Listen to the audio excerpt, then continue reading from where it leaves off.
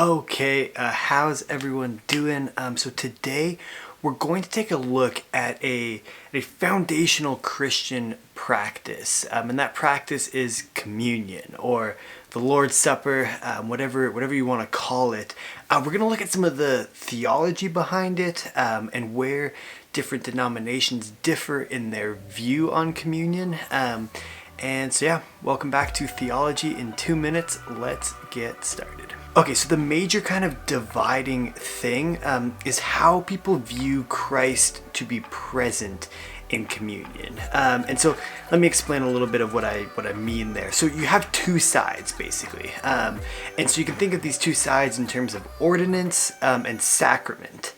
And so some people use these words interchangeably, but in reality, each of these words holds a specific theological viewpoint. So ordinance, what do I mean by that? Well, this viewpoint has its roots in the Reformation with people like Ulrich Zwingli. And so the idea with this view is that communion is about remembering what Christ has done. It's representative. It's all about communion being a symbol. And so with this view, you're taking a verse like Luke 22:19 where it says, "And he took bread, gave thanks, and broke it, and gave it to them, saying, 'This is my body given for you. Do this in remembrance of me.'" And so you take this verse, and then the bread and the wine become a symbol that allows us to remember the grace of God demonstrated in Jesus Christ. And so then there's the sacrament side.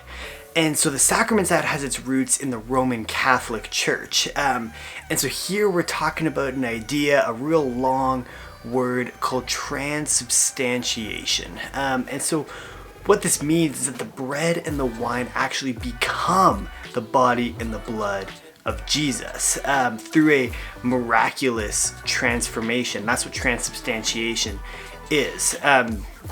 And so partaking in the Eucharist, as it is more commonly known in the Catholic Church, it's actually like doing something for you. Like it goes beyond just remembering Christ. Because like I said, that's kind of the idea with the ordinance view. But with this Roman Catholic view, like the Eucharist is nourishing you in some physical way. And that's kind of what sets this view apart. And so in this viewpoint, communion or the Eucharist, it's a means of grace. And so like it has to be done regularly in order to sustain the believer. That's kind of the idea here. So like, little side note, like you can think about how like this pandemic that we're going through, how this affects a church's ability to practice communion depending on how they view communion, depending on what their theology behind communion is. Sweet. So yeah, those are the two kind of main sides in the debate regarding communion. Now, as always, like there is so much more to this topic. I'm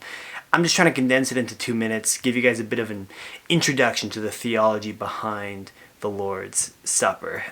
But definitely go do some more research, go do some more reading if you feel like it and if you want to learn more.